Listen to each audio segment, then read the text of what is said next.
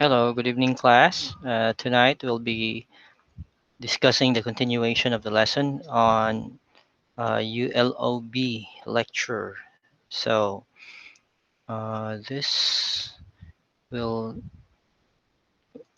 open up this one. So, I hope you follow. Okay, so how do we enlarge this? When you're ready to start. Okay. So, this is something new for me, actually. This is the first time I'll be doing a lecture on Google Meet. So, I hope this will do out. This will work out just fine, and everything would be clearer for you as well. Oh, what's going on here? Oh my God, this is what happens. Okay, so we stop right here. Big picture. hmm Okay, ULOB. So the big picture in focus is to articulate the types of communication, the ethics, and the principles of communication. So the meta language. So in this section, the essential terms relevant to the study of the types of communication and its ethics and principles. So the to demonstrate ULOB will be operationally defined to establish a common frame of reference as to how the text work. So you will encounter these terms as we go through this topic. So please refer to these definitions in case you will encounter difficulty in understanding some concepts. So first is the types of communication according to number of persons. So this categorizes the communication according to the number of people involved in communication. So that will be discussed later on. The types of communication according to the medium is another category of communication. This classifies the communication to the medium or the channel used by the sender and receiver in the communication process. And finally, we have the ethics and principles of communication. So these are the standards, the standard basis on what is considered as right and wrong in communicating with someone, especially in multicultural world. So what could be the right or wrong thing to do depends on particular ethics and principles based on that particular culture. So for essential knowledge, to perform the aforesaid big picture, which is the unit learning outcome for the first 3 weeks of the course, so you need to fully understand the following essential knowledge that will be laid down in the succeeding pages. So please note that you are not limited to refer to these resources exclusively. So thus you are expected to utilize other books, research articles, and other resources that are available in the university's library, eBury, Research Proc, etc. And we also have lots of videos at YouTube or other PowerPoint presentations at slideshare.net, which you can somehow make things easier for you to understand. Okay, so first, the types of communication according to number of persons. So communication may be classified according to the number of participants. So to enumerate, there are the following. So first, we have the intrapersonal communication. So this is the communication within the self. That is, the person communicates with himself or herself internally. One example is deciding what to eat for breakfast or what clothes to wear. So this is not like a crazy person who is talking to himself. You don't necessarily need to speak out audibly, but within yourself, you are communicating to yourself, especially when making decisions. Shall I wear this or shall I do that? Am I gonna do this? So especially when you make decisions, so you would have to consult with your senses even. Is this hot? So you touch something and you think it would hurt your finger if ever it's really hot. So you decide to use some protection instead. So that's what it means by intrapersonal communication. And sometimes it helps, even if you say things aloud. It's usually useful when you make or when you try to figure out solutions to certain problems. For example, you notice how investigators work, or have you seen the movie or the cartoon Detective Conan? How he thinks to solve certain cases. So that's an example of intrapersonal communication until he's able to figure out the solution or the, the, the answer to a particular question. So number two, we have the interpersonal communication. This is mostly dyadic in nature. When I say dyadic, it involves the two persons in a dyad form. So this means a person communicates with another person. So an example is when a student asks a teacher for his or her exam result. Or there are many examples of dyads like uh, a mother or son talking to each other, or a job interview, for example. So it involves it involves another person to communicate with. But the interpersonal communication is usually limited to only one person. When there are more than two persons involved in the communication, so we call it group communication.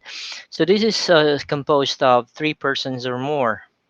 So, but more than the number of participants, this may be a better defined in terms of relationship between the sender and receiver who interact actively with each other. So, for example, Rebecca and her five colleagues are discussing their newly assigned project. So, but the group here is just a limited number of people involved.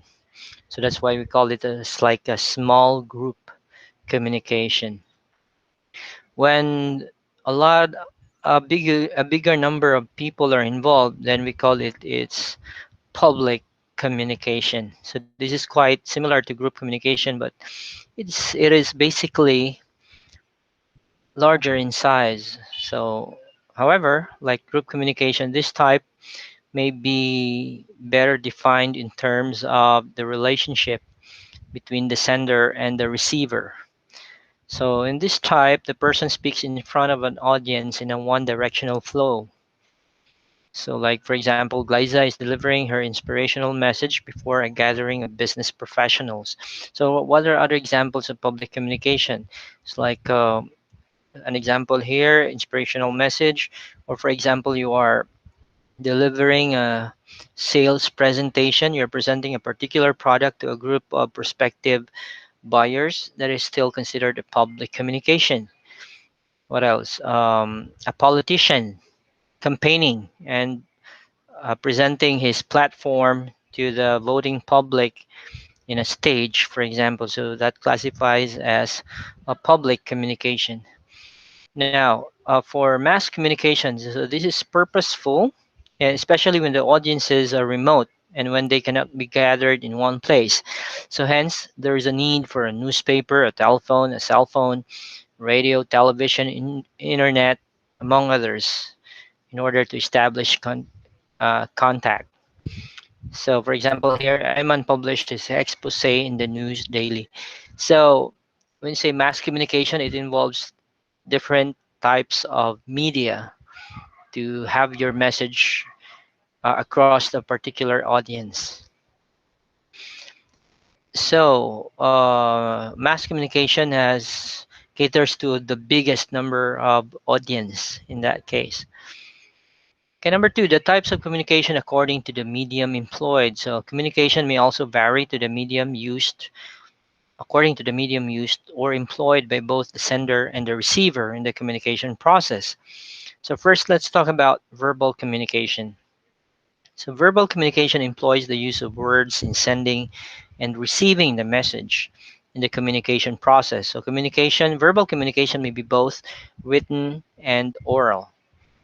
So it involves words either spoken or written. Okay, so first, when you say written communication sends messages through the use of written signs and symbols. So these signs and symbols may be employed via printed, handwritten, and projected on a screen. So a few examples of written communication are emails, memoranda, letters, manuals, and postcards. So it involves the use of symbols in that case, provided that both of you understand what the written symbols are. And number two, we have the oral communication. So in this type of communication, your message is verbally or orally transmitted to your target listener or audience. So oral communication can either be formal, like in a business presentation, or classroom lectures, or valedictory speeches, etc. Or it could be also informal, like a face-to-face conversation or a telephone conversation. So another classification aside from the verbal communication are the non-verbal communication. So this comprises of gestures, facial expression, actions, or even unconscious behavior that may either reinforce or hamper communication. So for communication to be effective, there should be consistency in the verbal and non-verbal communication systems. So, nonverbal communication makes use of our body language in sending our messages to our target audience. So, it may be classified according to the following. So, first, under the verbal communication, nonverbal communication are the kinesics. So, this involves your body movement, such as your eye contact, your gestures, like how you sit and how you walk, especially for leaders.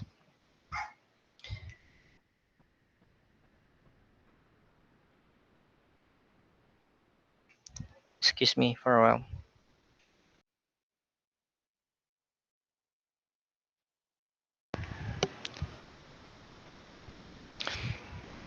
Okay, so moving on. So kinesics involves your body movements, such as your eye contact, your gestures, and how you sit and how you walk. So we use this kinesics to reinforce our verbal messages. Like, uh, for example, whenever you say sorry to a person, how do you couple it out with kinesics? Do you smile when you say I'm sorry to somebody? Of course not. So you have to show some kind of a remorse, for example. Okay, number two, we have the haptics. This involves communicating through the use of touch. So this includes nonverbal actions such as hugs, kiss, taps on the shoulder, etc. You know what that means, for example, for hardworking employee, that after you have done a lot of tiring tasks, you were given a tap on the shoulder by your boss, even without words. Just kind of gesture given by your boss would really mean a lot for somebody. Okay, so hugs. For me, I'm a sucker for hug. Like, I mean, those people who are really close to me, when they give me a hug, especially when we meet, it's really something. It makes you feel important to the person, especially for children. Okay.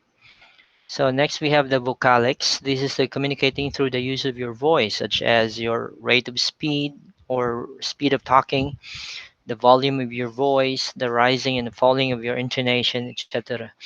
Sometimes people fight or do arguments is because of vocalics. Like, sometimes it's not what you say, but how you say it that matters. So, for example, a child in a dinner table asks his mother, "Too big be?" Which is something that the mother right away was annoyed with the way the child asked for water. So even with that simple two words only, it's because the use of vocalics. But if you say, "Ma, too big, please," that would be a bit more acceptable in that in that case. So be careful with vocalics. Even with the same message spoken with different vocalics would convey a different message. For example, when you call your katabang, for example, you say "inday," or when you say "inday." Diba? So that makes a big difference. So next we have the proxemics. This involves the space, like its role in the communication process. Proxemics can be categorized into number one, letter A, we have the intimate space. So we share this space with our loved ones and closest friends. We also have this personal space, which we share with our friends and acquaintances. And next we have the social space. So we share this with space with people we are in, like social events and gatherings. Then public space, we share this with people we are in public spaces, such as streets, markets, and airports. Now, especially nowadays, these things really matter, like for safety purposes because of the pandemic.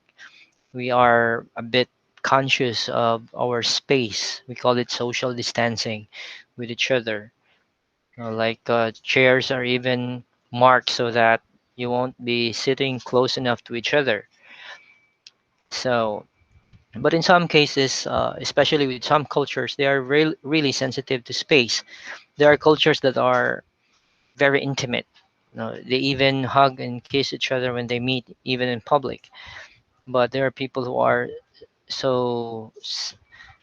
particular with your distance with each other. Like, for example, the Japanese, they're not that intimate uh, with each other. So you have to keep your distance so that when you bow to each other, you won't hit your heads. Okay, so and to some people, when you are standing close enough for them, especially some women of some cultures, they look at it as with annoyance because you're standing too close to me, and they're not comfortable with that kind of setting. So we have to find that out first, so we don't feel so close with each other or with other people, unless they are the permission to do so. Next, we also have personal presentation and environment. So our personal presentation is the manner of how you present yourself, how you look, how you dress, and your characteristics. So these are all parts of how people understand and accept the messages that you try to send. So we have to be aware of these things because people look at it as a message or to judge our personality in that case. Next, we have the ethics of communication.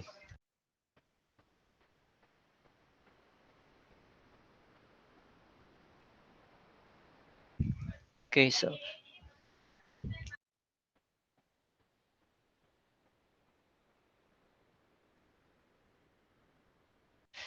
the ethics of communication number three. So successful communication requires certain ethical rules for a communicator to follow.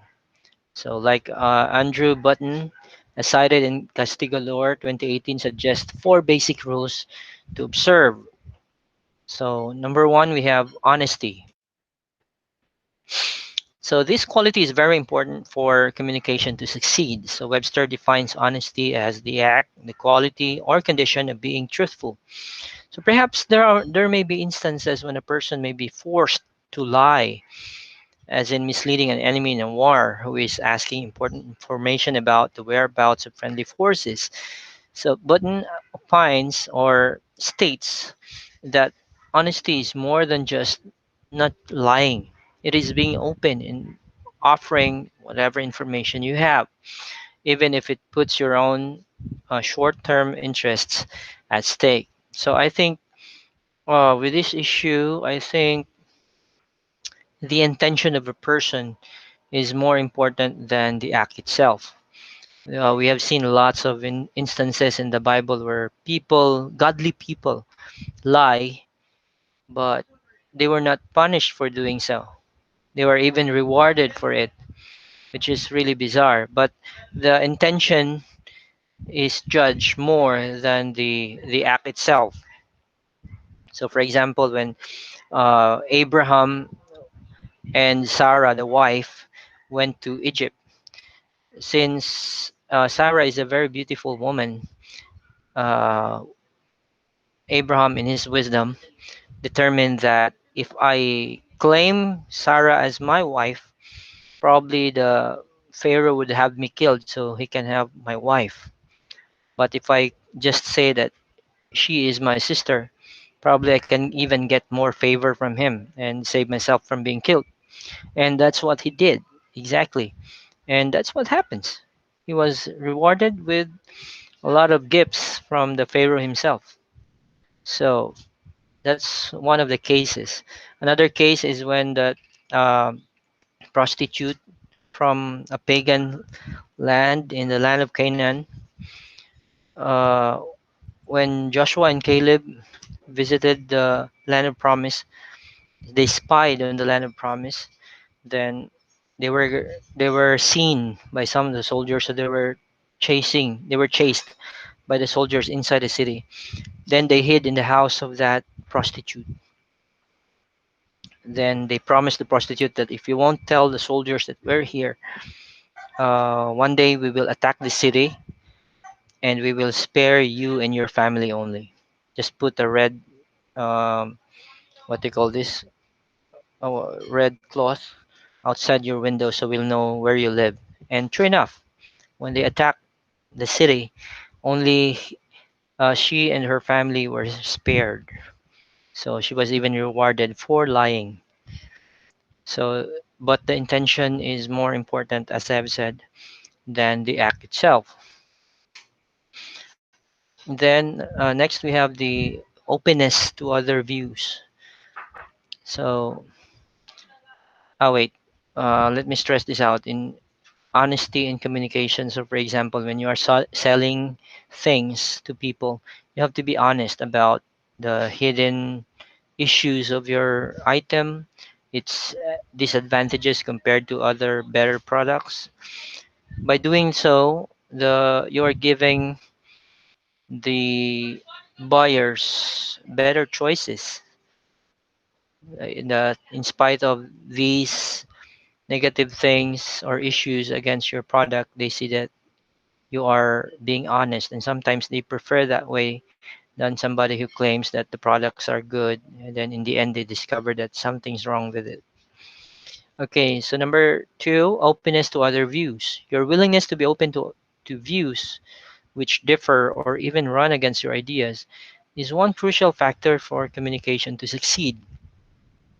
An environment where people are not free to express their ideas, especially if these may be unpopular, is not an ethical environment. So, the free flow of communication is vital to the welfare and development of an organization and of the country for that matter. So, let's just focus on, for example, on the smallest unit of the of organization, the smallest unit of institution, which is the family. Like, how open are you to voice out your opinions to your parents, for example? Or as a parent, are you open enough to listen to the point of view of your children, no matter how young they are? Or your parents tend to be autocratic in a way that they sounded like a dictator, that whatever they say is what happens in the house, and they're the only person who has the best idea or the most accurate judgment on things. So we have to really learn to be open and listen to other opinions, because it's not all the time that we have the right answer or we have the best decisions in that case. So like in the case of President Duterte, he always listens to other people. Even in the case of Sara Duterte in Davao City, she always listens to the voice of the people and she gives in. So that makes Davao a livable city because We have a mayor that is ready to listen, but she makes decisions, especially major decisions, after consulting with a lot of advisors. So that's important. You have to be open to other views, or else communication will not push through unless each one of you learns to listen. And this is also applicable with religious debates on religious issues, for example. And number three, we have the commitment. Now, Webster presents it as an interesting definition of commitment. So, being bound emotionally or intellectually to a course of action or to another person. So, commitment is a promise or agreement to do something. It is also a state of being pledged or engaged. So, when you commit to communicate with somebody, you have to, you don't care what time is it, or you don't care if you have to give up some things just for you to pursue the communication. So that is commitment in that sense. Okay, so like when two countries talk about disputed islands, if they are really committed to each other to settle the issue, then they have to sit down and listen to each other in that case. Then last, we have to build consensus. Uh, Consensus is a general agreement among the members of a given group or community, so each of which exercises some discretion in decision making. So when you say consensus, it's you have to come up with something. You have to agree on something so that you can move on. Okay, so the last topic would be the principles of communication. So to be effective, a communicator should be able to use some fundamental assumptions or rules. So these assumptions are rules. These assumptions or rules are called principles. So according to Castigador, he enumerated at least six basic principles that could be utilized to make communication successful. So uh, com- successful communication should have, number one, relevance. So an important consideration in sending your message is the value or the relevance of your message to your receiver. So thus, foremost, a speaker or a writer should ask him or herself the following questions. What is the value of my message to my receiver? Will my message appeal to the interest of my receiver? Will my message add value to my receiver or to the company or to my company of my receiver? So you have to make sure that something is relevant. For example, you are an insurance agent and you want to sell your insurance package to somebody. The first thing you will do is not to present the package right away. So the first thing you will do is to explain how important life insurance is to your prospect. Because unless they find the relevance of the product for them, you won't be able to sell them anything. Okay, so I was reminded I used to be an insurance agent in an insurance company. Then when I attended a seminar, the speaker was discussing how can we sell insurance products to somebody who is so rich he doesn't need more money anymore. So can you sell him insurance? What do you think? But he was able to do it. So do you know how he did it? It's this. He asked the person, "Do you remember your grandfather?" Barely. I can remember him. I have some young memories with the person. Okay, that's good. But do you remember the father of your grandfather? What do you know about him? He said, not much. I don't even remember the name. Yeah, exactly. You know why? Because that person did not leave you anything. He's not directly uh, of value to you. But if that person, the father of your grandfather, left you, let's say, 10 million pesos for your education, do you think you would forget the name of the person? Of course not. It's because you were able to leave a legacy that even after he's long gone, he's still thinking of you. So why don't you buy a product that at a specific time in the future you'll be sponsoring 100 scholars and you send them to school under your name? Do you think people will forget you? Of course not. So that person, that rich person, was able to buy a big amount of insurance because he was he was sold the idea that it's s- it's what they call this, it's a legacy that you'd be able to send somebody to school after you die. Okay, number two, be positive. So formulate your message with an open and positive attitude. It is an accepted rule in physics that an action requires an equal amount of reaction. So this is believed that if a speaker or writer has a positive attitude, then his message would be received positively by the audience or reader. So you have to be enthusiastic, like when you're selling something or when you preach. For example, in your proverbs, in your recitation, you should believe every word you're saying. That you won't you will even be willing to die for it, given the opportunity. So number three, choose the best medium. So an equally important principle in communication is the medium. So the means that a speaker or writer use as a channel of communication. So it is advisable that a speaker or a writer utilize effective communication systems to drive through the message. Now, for example, if I want to complain about some facilities in UM, how would I do it?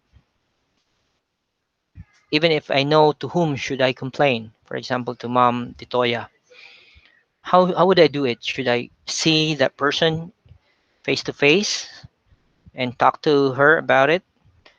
Or should I just write her a letter using handwritten written in a notebook? Or should I just email the person? Or should I use a typewritten printed or printed copy? So what do you think? Yeah, so the best medium in that case would be printed letter, because by using a printed letter, she would be able to make marks and approve or deny the request easily. So that's an example of choosing the best medium. Next, study your audience. It is a must that the speaker or writer knows the audience or the reader. Thus, the speaker or writer should study the socioeconomic profile, the interests, and the aspirations of his or her audience or the reader. So, more importantly, that appeals to them. What appeals to them? So, if your audience or reader is politically inclined, then talk of something related to current political issues. Or if you think that a person is allergic to political issues, then might as well avoid talking about it. So, for example, when you talk to a German, don't ever discuss to them what happened on the Holocaust. They are allergic to that. They don't want to talk about it. So that's one example. Or if the person is a bit sexist or feminist, you don't you don't do feministic jokes that offends women. Okay, so that's an example. And number five, be enthusiastic. So enthusiasm is a very important quality of a speaker or writer. It's something for me personally, has to really work on. It is defined as divine inspiration or frenzy. So simply said, enthusiasm is the intensity of feeling, excitement, interest, or eagerness. Look at uh, Apollo Kibuloy or Pastor Kibuloy, for example. I may not agree with everything that he says, but he sounded really convincing. It's because he is a very enthusiastic speaker. Okay, so that's an example of enthusiasm. Next, finally, we have the number six, maintain intense focus. To be effective, a speaker or writer should be fired up with intense feeling or be passionate. So Webster believes that a sender of the communication should be given to a strong feeling, sometimes even romantic or even sexual in that case. Grabe, na intense na focus, no? And so you should uh, you should add these things to make your communication really effective. Okay, so these are our sources, and these are the readings. Let's just skip that part. Where are we now? Okay. So I want you to click on this uh, YouTube channel because this shows the APIC summit with the presidents and their facial expressions with each other. You see the awkwardness we have when facing each other, especially those countries who have heated arguments over something. So this would be your second assignment is to answer these questions on a designated area of assignment. Okay. So this will be done after the examinations. Okay, so focus on your exams for the moment and God bless. So I'll be discussing ULOC probably tomorrow, so please be in touch and check your LMS most of the time. God bless and bye bye.